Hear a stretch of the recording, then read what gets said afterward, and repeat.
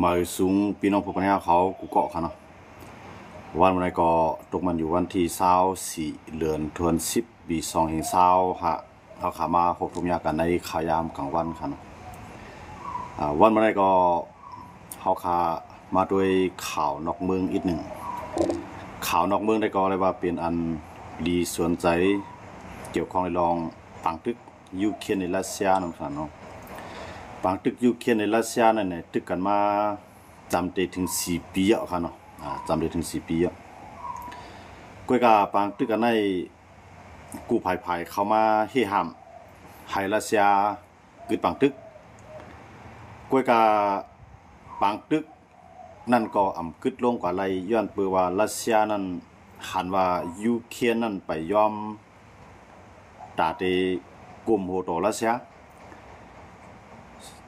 ตอนตาปังตึกยูเครนในรัสเซียเด็กกึดลงกว่าไรนั่นแหละให้ยูเครนในยอมเปลี่ยนเมืองอันอ่ำเข้าจอมหนาตู้เสียมก้าเนี่ยกำในเพียนลิ้นส่วนหนึ่งนั่นเตียนรัสเซียเขายึดไรนั่นเตมีหมอกสีลาดเขาเนาะหมอกสีเมืองใหญ่ๆมื่อนี้ให้อาปันตกเป็นของรัสเซียเนี่ยอันนั้นยุโรปเขาก็ยอมรับไรยาก็ตั้งภายยูเครนเขาก็ยอมรับไรเขาเนาะยาก็ปังตึกก็ตึก10 เที่ยงก็ในเมื่อเจ้าหนังประธานาธิบดีโดนัลด์ทรัมป์จอมจึงเมืองอเมริกันเขาเนาะก็พบทบกันดังประธานาธิบดีเซเลนสกี้ผู้นำของยูเครนมือหลายวันปนมาเนี่ยก็ลาว่าให้ยูเครนในยอมซุ่มแผ่นดินมังสุนปันรัสเซียย่าก็ให้กึดด้วยกันซึกภัยถึงที่ไรก็ให้กึดไว้ที่นั่นอย่าไปสืบลุกลามกันกว่าแท่งให้กึดตึกไว้เนี่ยอันในอันเป็นประธานาธิบดีเซเลนสกี้ได้ยอมรับลองกึดดึกไว้กับว่าย่อมรับแต่เดียวแผ่นดินส่วนหนึ่งปันรัสเซียครับก็ในประธานาธิบดีโดนัลด์ทรัมป์นั่นมันจะลาวาดีกว่าครบทบประธานาธิบดีปูตินผู้นำรัสเซียที่เมืองฮังการีก็กล่าวไว้หลังมาประธานาธิบดีโดนัลด์ทรัมป์ก็ขึ้นปิ่นเพียนมันแทงกันเนาะย้อนเปิดอะไรอุตังปูตินเนี่ยอยากก็ปูตินก็ย้อนนำแห่งหนาละที่ปูตินย้อนนั่นก็เมืองในสีเมืองเนาะในสีลาดใหญ่ๆนั่นเอาให้ตกเป็นของรัสเซียยาก็ยูเครนก็ให้ปวดเปียดประธานาธิบดีเซเลนสกี้เรื่องนั้นก็ซ้ำให้ตับซึกยูเครนอย่าไปให้เป็นตับซึกกันแข็งแข็งให้เป็นตับซึกเล็กๆก่อนให้แล้วแกะเขตตัวเก่าก็อย่าไปให้จังเปลี่ยนเพศต่อภายไล่ให้เป็นตับซึกกันเล็กๆให้เป็นตับซึกกันเล็กๆตับซึกแกะเขตตัวเก่าเนี่ยอันนี้เป็นตีอันดียูเครนเอาก่อมยอมรับไรเขาเนาะกำในประธานาธิบดีโดนัลด์ทรัมป์ก็ยอมรับไรกำในตาเด็กพบทบกันที่เมืองฮังการีนั่นก็ประธานาธิบดีโดนัลด์ทรัมป์รัฐว่ากว่าพบทบพูดที่ในกว่าพบทบก็มันไรสั่งมามันซุ่มข่าวยามก็เพราะว่าที่อ่านอุกันเสร็จแล้วตั้งเป้าหมายไว้อันตั้งอยู่ได้กว่าอุกันก็มันซุ่มข่าวยามก็ในประธานาธิบดีโดนัลด์ทรัมป์ก็ไรเตรียมกว่าอุปยาในขณะเตรียมกว่าอุปยากำในเหมือนเจ้าหนังตั้งยูเครนเขาเนาะเหมือนตั้งในเขาย้อนซื้อเครื่องบิน F-16 ที่อเมริกันเมื่อนั้นตาอเมริกันเขาได้ปันมาเครื่องบิน F-16 ฉะนั้นมันได้หยับเนาะยาก็ได้ใจข้าวยามน้ำเนาะหึงหลายอย่างที่ว่าอเมริกันเขาได้ปันในขณะก็มันปันมา10 ปองในเมื่อนั้นภายดังยูเครนเขาก็ซื้อเครื่องบินกิเพียนขนาดเหมือนตั้งในเอา F-16 ก็ใน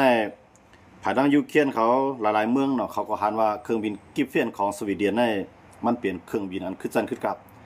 เมืองที่อันเอามาใจในปังตึกก่อนตั้งบนชุดในดวงฟ้านี่ก็เปลี่ยนเมืองไทยค่ะเนาะเปลี่ยนเมืองไทยเมืองไทยในได้ใจเครื่องบินกิเพียนเป็นของสวีเดนก็ใน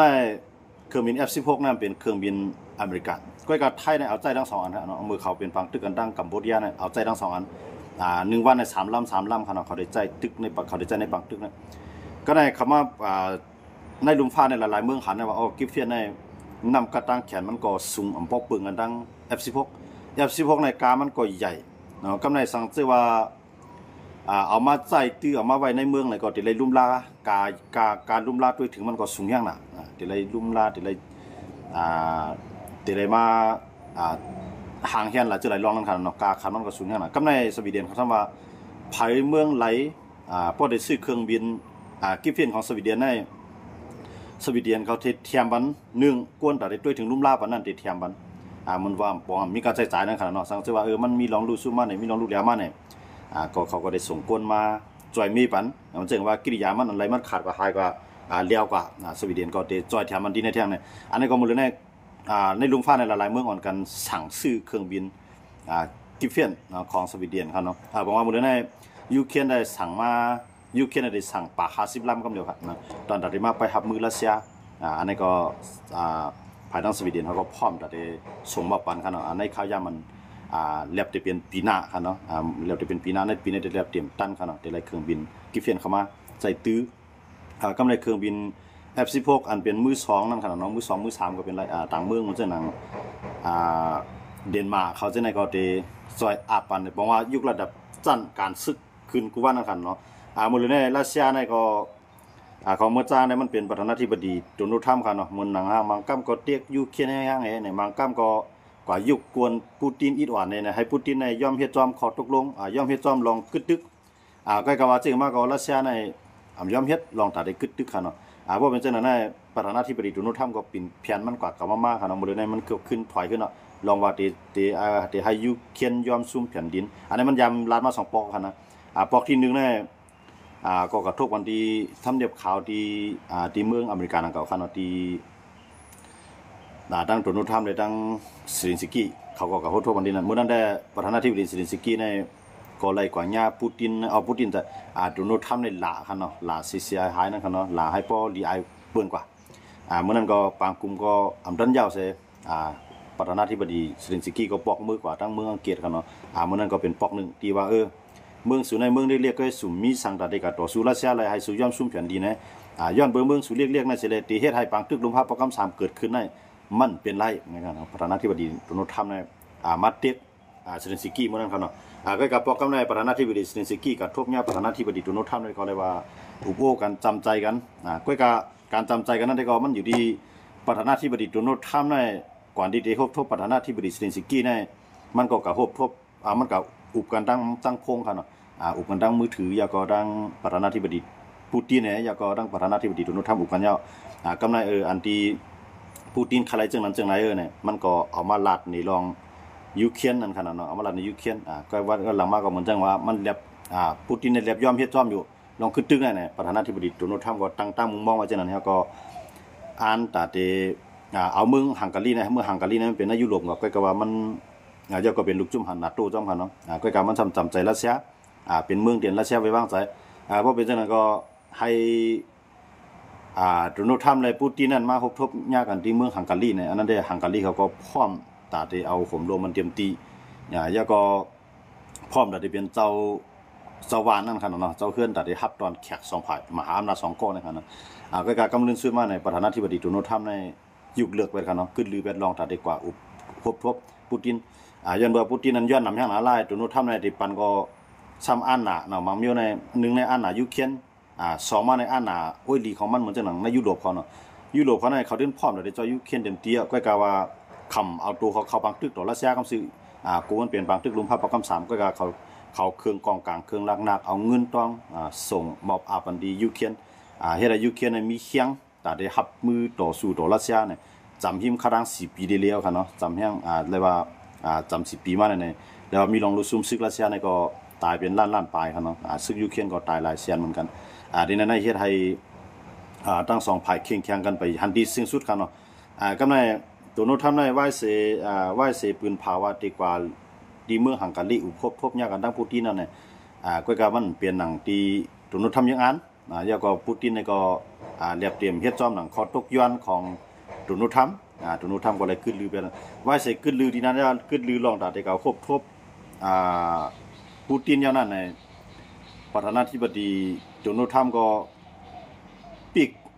น้ำมันเนาะปิกน้ำมันรัสเซียในอะไรว่าปิกตายไปนั่นครับเนาะตื่นเต็มซื้อละอันเป็นของรัสเซียนั่นครับเนาะมาปิกไปมันมีดีรัสเซียมาปิกไปมันมีหลายจุดหลายรองไงก็ไม่อันเป็นรองใหญ่ที่สุดก็น้ำมันเนาะที่นี่ก็เตรียมจังให้มันขายเข้าทุกยุโรปแล้วก็ทั้งอเมริกานี่ก็เป็นอันปิกตายแบบก็ในอินเดียก็เหมือนตั้งอินเดียก็รับซื้อน้ำมาตั้งขี่ครับเนาะ ก็ในโดนัลด์ทรัมป์ก็มาบีบอินเดียเลยมาบีบเขอย่าไปให้ซื้อก็ก็เขได้ไปถอมอินเดียได้เรียบไข่กูอินเดียได้เรียบมันติดตุ้งตื้อต่อไปมันมีอินเดียแห้งน่ะก็ในอินเดียก็เรียบที่หาตังวีมันค่ะเนาะหนังคือเตรียมเลยซื้อรัสเซียกำซื้ออันเป็นเมืองออยลีของรัสเซียเสียก็ขึ้นเข้ามาถึงเมืองอินเดียเนี่ยมันก็หาลอกไล่วีมันนะคะเนาะลอกไล่วีหนังคือโดนัลด์ทรัมป์เนี่ยเตรียมมีคิงกากลางคนน่ะเนาะอินเดียเนี่ยค่ะนะก็ไม่เขาขึ้นมาด้วยว่าฝังตึกที่ในมันเตะยาวลงไหลมือไหลหลาในว่าเขามาด้วยในมันไปหันตียาวมันไหลค่ะเนาะมันแสดงว่าปูตินก็ลาดว่าเขาใครกึดจะปังตึกเนี่ยก้อยกะแผ่นดินนั้นเฮาตึกมาในให้เป็นของเฮาแหละก็ในยุโรปเขาซ้ำว่าพวกประเทศเหมือนจังนั้นรัสเซียว่าในเมืองใหญ่ก็สิมาเมืองอันเรียกมาเป็นของเฮาเลยกูเมืองยาวประเทศเหมือนจังนั้นรัสเซียเนี่ยเขาก็ซ้ำกูปักเปลืองอันนั้นมันรู้นั่นค่ะเนาะมันจังนั้นอเมริกันมีเคียงอเมริกันก็ใครก็ยึดไผก็ไล่เนี่ยนะขนาดเนาะอเมริกันเนี่ยมีเป้าหมายในเมืองดังน่ะหมดตนุทำเนี่ยมันมีป้ายบนนั่นก็มันไปเฮ็ดก็มีป้ายบนว่าเตยึดเอาแคนาดามาเป็นเมือง51เนาะรัฐที่50เมืองดังเขามี50เมืองมาเป็นเมืองเดียวเป็นเมืองพร้อมอเมริกาก็ในเขาได้ยึดเอามาทางเมืองแคนาดาเนี่ยเนาะอันนั้นเป็นป้ายบนของประธานาธิบดีโดนัลด์ทรัมป์ก็มันเฮ็ดไหลเนาะย้อนโดยแคนาดานั้นปีนึงมากก็ย่าเฮาเนี่ยเฮาเป็นเมืองเรียกก็ย่าเฮาอยู่ในจัดจึงลุมผ้าในสังว่าอเมริกันมาใจแห่งสึกต่อเฮาก็เฮามีดังเลือกนั่นค่ะเนาะแคนาดาก็ยอมเอาเมืองมาในเข้ากับโฮมเจ้าอเมริกันก็ในมันจะนางคลองปานามาค่ะเนาะเป็นอันนั้นปานามาเนี่ยจะเป็นของเดนมาร์กนะก็อเมริกันอันก็ยึดก็เดนมาร์กก็ยอมครับนะยันมาจากไหนก็ในอันที่โดนัลด์ทรัมป์ใครไล่นั่นใครก็ยึดเอาเมืองเปิ้นมัน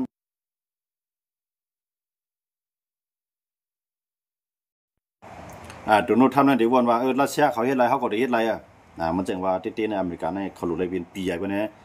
เมืองไรผิดกันเขาก็รู้เลยกับจอยเกปานนี้ก็การมันซ้ำเป็นแถมที่อำกะกี้บันไลอ่ะซ้ำที่มีเป้าหมายยังอันก็ยึดเมืองเปิ้นน่ะเหมือนตั้งในคณะโดนัลด์ทรัมป์มันได้จักขึ้นมาก็ให้มื้อเลยได้ลองป้ายพวกนั้นมันมีไว้จังได๋ได้มันก็ลดย่อมกว่าค่ะเนาะมันลดย่อมกว่าจังได๋มันเปลี่ยนมาหลายนั่นค่ะเนาะแต่ได้ก็ยึดเอาแผ่นดินเปิ้นมาเป็นของตัวเก่าเนาะมือกูบอกได้มันได้ไล่ออกไปมีเฮียงก็เป็นเมืองลุกลามเอาเมืองกันเมืองนั้นเมืองนี้มันไปมีเนาะกฎบัตรชาประชาชาติมาปักปึงวงกลางจึงเมืองอันนั้นมันมีที่ในเมืองกูปอกคั่นเนาะแต่ว่ามื้อนี้มันทำมีตรงไหนขึ้นมาในอเมริกันในเพราะว่ามันกว่าเฮ็ดจังนั้นหลายๆเมืองก็ได้ควมมือกันในแลต่อต้านอเมริกันนั่นค่ะเนาะแต่ว่าอเมริกันโดนัลด์ทรัมป์นี่ก็มันใครเฮ็ดอยู่แต่ได้ก็ยึดเอาแผ่นดินเบิ่นน่ะอันจังเฮ็ดก็จะมาจากในรัสเซียนี่ก็เพราะว่าอเมริกันเฮ็ดในรัสเซียก็มันก็ถูกต้องมันแม่นต้องของมันนั่นค่ะเนาะอเมริกันเขาตั้งเฮ็ดไรน่ะมันก็ได้เป็นข้ออ้างของมันจะมาจากในอเมริกันก็จังกว่ายึดเอาเมืองเบิ่นกับในรัสเซียที่มันมายึดเอากูว่านี่ก็เต็กใจให้ยูเครนในลงลายมือบันให้เป็นเมืองของมันแล้วก็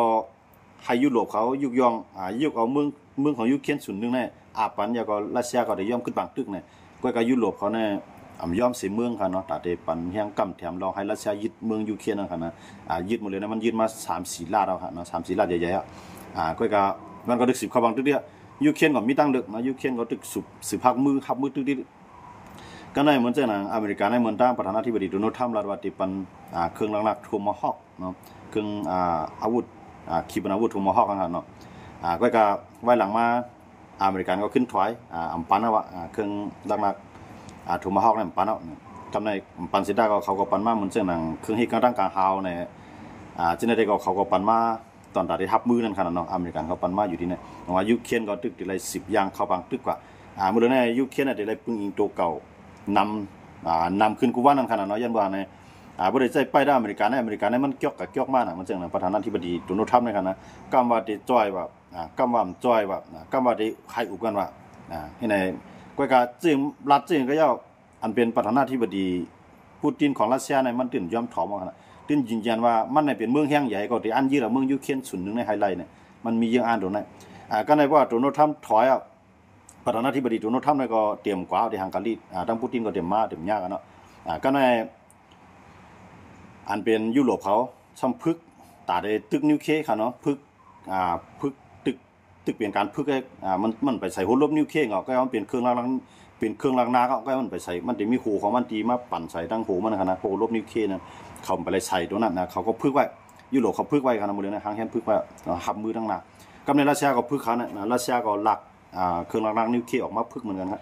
บก็ว่าเครื่องล้างนิวเคลียร์เนี่ยมันแห้งเลยมันพึกเลยซ้ำเปลี่ยนเพศแล้วมันได้ ย้อนไปเข้าไปใส่หูลบนิวเคลียร์ขนาดมันจะมีหูของมันแทงอันนึงนะอันนั้นมันตึกเปลี่ยน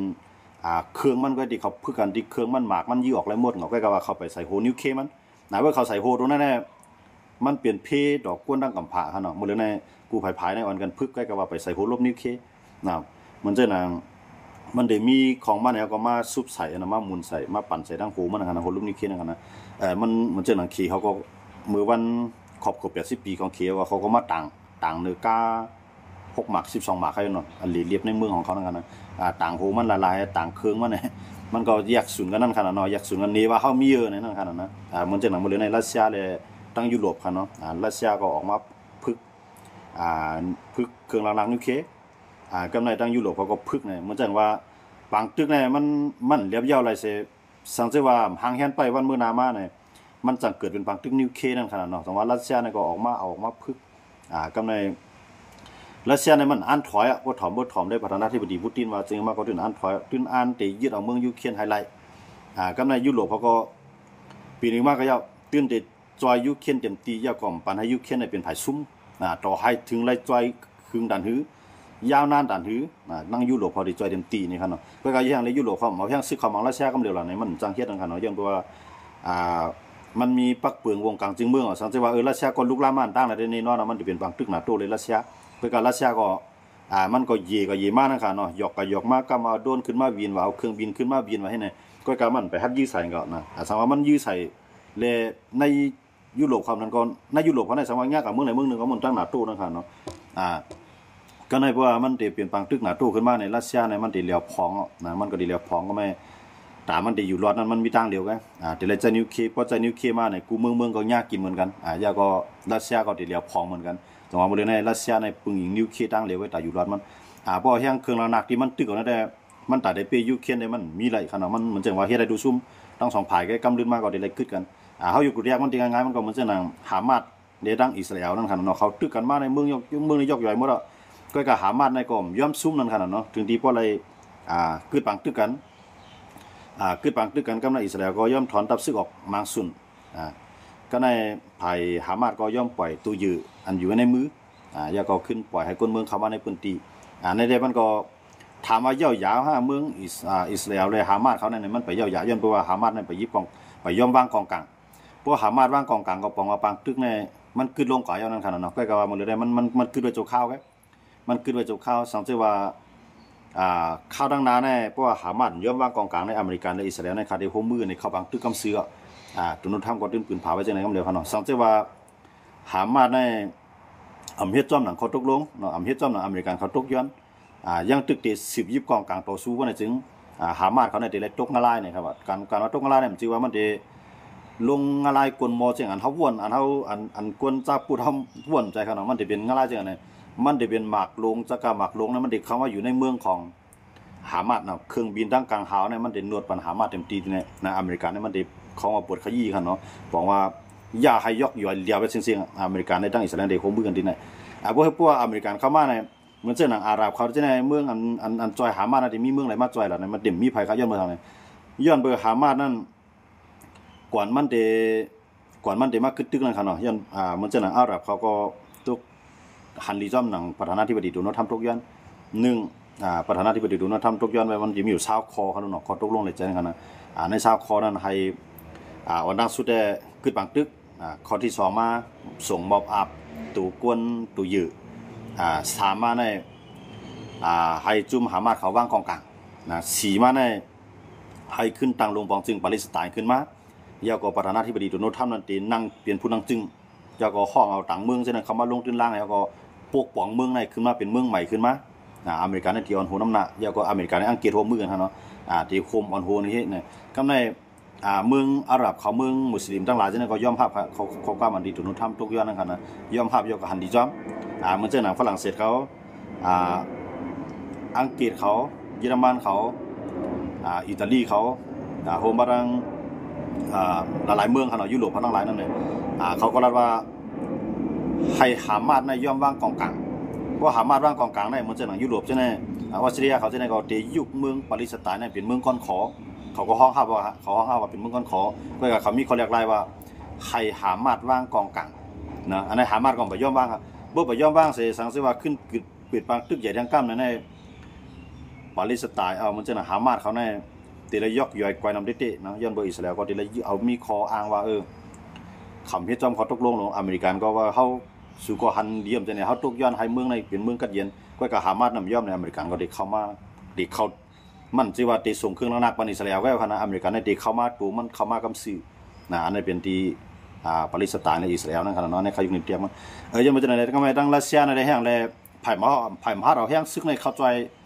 ไผ่มาเราแห่งซึกในเข้าใจยูเครนนั่นว่านั้นมันมีแห่งซึกขับจางก็ว่าแห่งซึกกันเป็นตัวเตียนเมืองไหนเมืองนึงนั่นอำฮัดเข้ามาเนาะอำฮัดเข้ามาเพราะเข้ามาปุ๊บเนี่ยรัสเซียลาดว่าเมืองไหลส่งซึกเข้ามาก็รัสเซียได้ยึดใส่เมืองนั่นน่ะก็ในเมืองจังนั้นก็ว่าที่เขากูเมืองกูก้นเมืองเขาทุกข้านั่นคั่นเนาะสังเกตว่าเกิดเป็นบางตึกขึ้นมามันยาวข้าวยามปอดๆเนี่ยมันจะเป็นบางตึกกันลักยาวกว่าคนเมืองในติดทุกข้านะครับเนาะยกตัวอย่างมันจังเมืองผมดุมตัวเมืองดุมตัวน่ะเป็นบางตึกข้าวยาวขนาดยืมมากำจุ่มนั้นกึดจุ่มนั้นตึกจุ่มนั้นตึกจุ่มนั้นกึดนี่ลักยาวมาเป็น60ปีปลายฮะเนาะมันบางตึกในป้อนมันได้เกิดขึ้นอะไรมันตัดได้ขึ้นเย็นตรงนั้นมันอยากยังมันจะในยุโรปเขาในเขากูดูในเขากูว่าเพราะเกิดบางตึกต่อรัสเซียในมันยาวในข้าวยามปอดๆอย่างก้าในกำในรัสเซียในเดี๋ยวจังใจนิวเคลียร์ขึ้นมาว่าใจนิวเคลียร์ขึ้นมาในแน่นอนอ่ะมันได้มีอันลองรูซุ่มทั้ง2ฝ่ายเนาะอันที่ซุ่มนำเลยสิเบิ่นก็เป็นกวนก่อนใจอันต่างเบิ่นนะบ่ใจอันต่างเบิ่นในเบิ่นจะเอาซึกจัดจึงลงผ้าเข้าไหมันเนี่ยนั่นก็อ้วยลีตัวอ้วยลีไผอ้วยลีมันเนี่ยมันจะหนังขี่เขาจองได้ย่อมเขาในเนาะขี่เขาในจังว่ารัสเซียในพร้อมได้เข้าบางตึกเตรียมตัวว่าพร้อมได้ตึกเข้าตึกหน้าตัวเพราะว่ารัสเซียเนี่ยมันจะนิวเคลียร์เนี่ยมันได้กับต่อรองต่อ NATO เขานั้นมันเป็นอะไรอยู่เยอะเขาเนาะเพราะมันจะนิวเคลียร์นะเพราะมันจะนิวเคลียร์ก็ในลูกจุ่ม NATO เขามันจะหนังฝรั่งเศสเขาอังกฤษเขาเจ้าไหนก็เขาก็เขามีนิวเคลียร์หมดแล้วเนาะทางอเมริกันเขาเจ้าไหนเขามีนิวเคลียร์เขาก็เต็มมังรัสเซียเต็มที่ก็ในเมืองที่มีนิวเคลียร์มีนิวเคลียร์มันจะขี่เขาอินเดียเขาปากีสถานเขาจองเขาซ้ำที่ฮัดจุกอยู่ภายรัสเซียเสียใจนิวเคลียร์เขาจอยเขาเนี่ยสังเกตว่าเขียนในวันนี้ขึ้นเขียนในฮัดเอานิวเคลียร์ในเขาจอยในยุโรปเขา30ปลาย2เมือง33เมืองปายูเครนเขาเนาะยูเครนมันไปเข้าในNATOก็ก้อยกะมันซ้ำเข้าบางตึกไว้อยู่ยาวนั่นขนาดเนาะสังเกตว่ารัสเซียจะนิวเคลียร์ในยุโรปเขาก็เดี๋ยวนิวเคลียร์ปล่อยรัสเซียเต็มที่ก็ในว่ายุโรปเขาNATOเขาเอานิวเคลียร์ปล่อยรัสเซียว่าเขเขาอินเดียเขาปากีสถานเขาจะไหนเขาเป็นเมืองที่มีนิวเคลียร์เกาหลีเหนือเขาจะไหนเขาเป็นเมืองที่มีนิวเคลียร์จองเขาได้เนี่ยที่ฮัดจอยสมมุติว่าเขาอายุกเรื่องสังเกตว่าเขาฮัดจอยบอกว่ายุโรปเขาก็ได้มามังว่าเขนะมันจะหนังอ้อยดีของเขในอ้อยดีของอเมริกันก็ในมันจะหนังเกาหลีใต้เขาเกี่ยวปาแล้วจะไหนก็ไต้หวันเขาจะไหนแต่ไรขุบกันตั้งเขนะสังเกตว่าเขเขาจอยกันเขาว่าในยุโรปแดงมันยังมันจะไหนแต่ว่าเขาขามาด้วยเรียบเพี้ยนทัศน์ด้วยหลายภายได้แต่ได้ฮัดใจนิวเคลียร์ได้มันเดี่ยมฮัดมันเป็นอันหลอกกันก็ว่าสังเกตว่าเมืองไหนเมืองนึง20,000ตั้งได้มันมีศูนย์แต่ได้แก่ขีดตัวเต็มที่นั่นขนาดเนาะเหมือนรัสเซียเขาเนี่ยเขามีไว้ตอนได้แก่ขีดตัวเขาสังเกตว่าเขาก็ยึดใส่เบอร์นั้นตั้งได้ก็บอกว่าเขาก็ต้องยอมรับว่าเมืองเขานั้นก็ติดจมหายกว่าเนาะก้นของเขาเนาะก้นของเขานั้นก็ติดจมหายหลายกว่าเพราะว่าอ้อยลีมฮัดจอยก็บอกว่าซุ่มเต็มเพราะอ้อยลีจอยก็บอกว่ากำพาเขาเนี่ยมันกลปังกว่าอ่ะมันกลปังกว่าอ่ะสังเกตว่าขี่ก็เป็นวิก็จอยเนี่ยที่เด็กก็จะว่าเขาคำว่าวนด้วยขี่เนี่ยมันเป็นขี่เนี่ยมันลักเหลี่ยมแต่ที่ให้คนมันนับเป็นเฮียงไป4 ปากล้านเนี่ยให้ปัญญาเพนิวเคลียร์เนี่ยยืมจะว่าขี่เนี่ยมันเต็มไปเส้นตั้งนั้นอันมันมีไว้ในกูว่าในมันกูบนมามังมันอันตั้งเลยขี่เนี่ยให้มันกับมังบนมันเต็มมังมันกูบนมามังมันอันตั้งที่มันจอยเนี่ยมันจะยังอันดับเดียวนิวเคลียร์กับจอยมันเอาเครื่องอากาศจอยได้มันได้จอยเพราะกับมันเต็มจอยนิวเคลียร์นะเพราะเอานิวเคลียร์ต่อกับนิวเคลียร์ได้ขี่ก็เต็มมีลือครับนะ1เมืองใหญ่เนี่ย1แค่นตายนำเลยเพื่อนยันเมืองมันใหญ่เลยกวนมันก็น้ำกำในนิวเคลียร์ก็บนเดลปล่อยมาน้ำนี่นะตรงว่าเมืองขี่เนี่ยยืมเมืองขี่อินเดียขาสองเมืองมาป้องอันนี้ขาเมืองมีเป็น2 เฮงกับปากล้านเนาะขนาดเนาะเฮียงกวนนะครับนะ2 เฮงกับปากล้านป้องมันขนาดมันจะหนังอินเดียนะมีเฮง5 ปากกำในขี่เนี่ยมีเฮง4 ปากล้านป้องมันขนาดนะบอกว่าขา2 เมืองในว่าขาใจนิวเคลียร์ขึ้นมาเนี่ยเปิ้นก็ติดใจนิวเคลียร์ดอกค่ะบอกว่าเมืองในลงฟ้าของเขาในมันเดมีดิพังอ่ะกวนในขนาดมันเ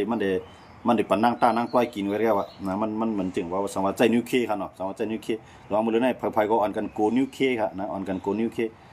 มือเลยในมานเขายังมีแนวตั้งป้ายบนที่เฮ็ดขนาดเพื่อพี่น้องเขาเลยถอมได้ข่าวจอมินทุนใน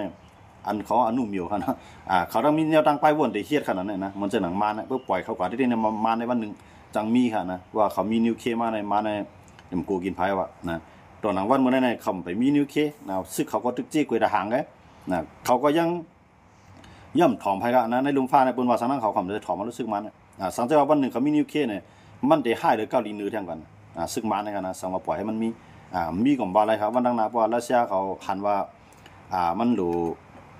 ลูมีไว้หลีในเอเชียเนี่ยตาได้เขียงตาตัวทางเมืองเมืองอันมีนิวเคลียร์นะครับหลูมีในโมเดลเนี่ยของไว้หลีของรัสเซียเนี่ยมันถึงมีเกาหลีเหนือนะเนาะมีเกาหลีเหนือมีอินเดียอันมีนิวเคลียร์กันนะมีเกาหลีเหนือมีอินเดียแล้วก็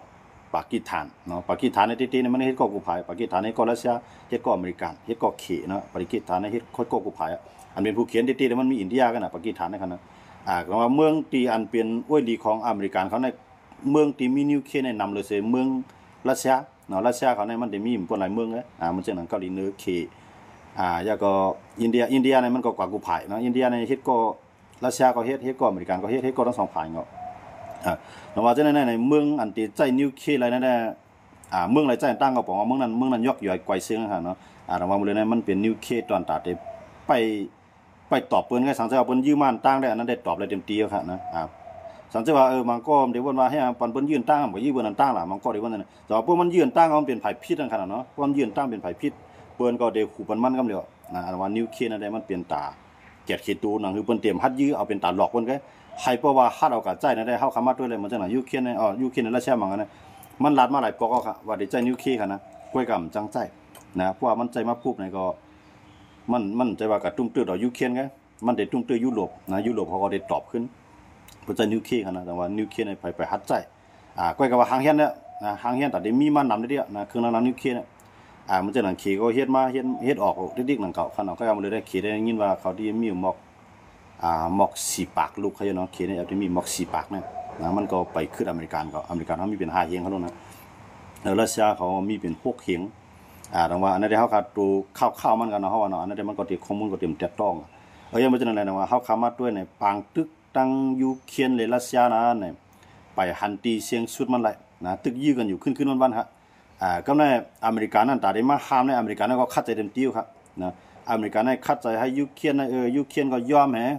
แผ่นดินบางส่วนก็เอาปันรัสเซียกว่าแฮอเมริกาในปันไว้เขาเนี่ยก็ในเครื่องนักนี่ก็เตรียมจอยยูเครนเอาต่อให้อเมริกาในวันน้อมตันหือเนาะว่าจอยสังจังนั้นจังไหนหนังหือรัสเซียนั่นเตมีหนังหือรัสเซียนั่นเตมีน้ำใจว่าอเมริกันเขาในเขาคัดใจเตี้ยแต่เลยลองขึ้นบางตึกเนี่ยเขาได้ย่อมขึ้นเลยเป้าหมายของโดนัลด์ทรัมป์ในใครมันเปลี่ยนจังนั้นก้อยกับรัสเซียเนี่ยมันไรนึงคือข่าวนึงสอกให้เนี่ยมันไปย่อมนั่นขนาดเนาะจังว่าเขาก็ได้ลากบางตึกเนี่ยให้มันยาวกว่าเรื่อยๆพวกมันยาวกว่าเรื่อยๆเนี่ยรัสเซียเนี่ยกวนเมืองของรัสเซียเนี่ยได้กดผ่านเนาะการขายมันเดียวได้กดผ่านมาเนี่ยกวนเมืองของรัสเซียน่ะได้ขึ้นลุกพื้นรัสเซียขึ้นเนี่ยอันนั้นได้เป็นเป้าหมายของยุโรปเขาแต่ที่ให้มันเปลี่ยนกันเนาะที่เปลี่ยนเนี่ยเขาได้ด้วยว่าตั้งนานนั้นก็กวนในว่ามันอึบอยากหากินหยาบการขายมีเนี่ยรายจ่ายซัมซุงในมื้อนั้นเนี่ยมันจังตึกเนาะบ่ตึกมากกว่าจังเมืองนั่นขนาดเนาะเมืองอันเช่นได้มันมีหลายๆเมืองที่ลุกขึ้นมาไผเผาวันเผาเมืองใช่ไหมมันมีมานั่นขนาดเนาะอันเช่นได้เฮาได้ไปด้วยตั้งนั้นเวียดนามรูปีจอมอยู่ภายไหลเวียดนามในมือเลียวได้มันก็อยู่กลางมันนะครับนะขี่ก็ไม่เฮ็ดเกาะรัสเซียก็ไม่เฮ็ดเกาะอันมันซื้อเครื่องหนักนำที่สุดได้มันซื้อที่รัสเซียก็ในตั้งอเมริกันด้วยเนี่ยเมืองตั้งได้ตั้งอเมริกันได้ตั้งเวียดนามเนี่ยเขาเป็นผู้เขียนนะเมืองตั้งก็กล่าวไว้หลังมาในมือปานประธานาธิบดีโดนัลด์ทรัมป์เนี่ยเขาจำใจกันมาเยอะเบ้อเนี่ยเวียดนามเนี่ยมันนำยาขี่มอน้ำของมันเนาะน้ำปังหลายของมันในขี่ในบีบอดี้ดิก็ในเวียดนามก็ขย้อมพวกขย้อมหนังคือเต็มมีเคียงต่อร่องต่อขี่นั่นหนึ่งในมันเฮ็ดก่อนรัสเซียอันจำใจที่สุดได้เป็นรัสเซียครับก็ในอเมริกันเนี่ยก็ตกลงกันตั้งผู้นำเวียดนามกับผู้นำอเมริกันโดนัลด์ทรัมป์เนี่ยเขามาตกลงกันก็ในอเมริกันเนี่ยตีส่งกุมณีในตีมีเป็น2 ปากครับเนาะ2 ปากกุมณีเนี่ยตีมาลงตื้นล่างในเมืองเวียดนามยาวก็เวียดนามอเมริกันเนี่ยตีปืนไฟเขียวมันให้เวียดนามเนี่ยซื้อเครื่องหนักที่อเมริกันไล่เนาะอันนี้บอกว่าหาลองจำใจกันนั่นขนาดเนาะเพียงซ้ำว่ามันไปเปลี่ยนอ้อยลีจำใจกันติๆนะอันอ้อยลีจำใจเวียดนามเนี่ยมันจะเป็นรัสเซียครับเนาะเป็นรัสเซียก็ในขี่รู้เวียดนามเฮ็ดก็เนี่ยขี่ก็เวียดนามเฮ็ดก็อยู่ใกล้ๆกับว่าขี่นั่นมันนำเฮ็ดก็ตอนตาเอา อำใจเฮ็ดก้อยตอนตาปันมันแจ้งว่านานน้ำปางหลายมันได้ชิมเบิ้นกูตีเขาลูกเขเนี่ยมันรอบผ้าใหญ่รอบผ้าทงมูน่ะเขเนี่ยครับนะ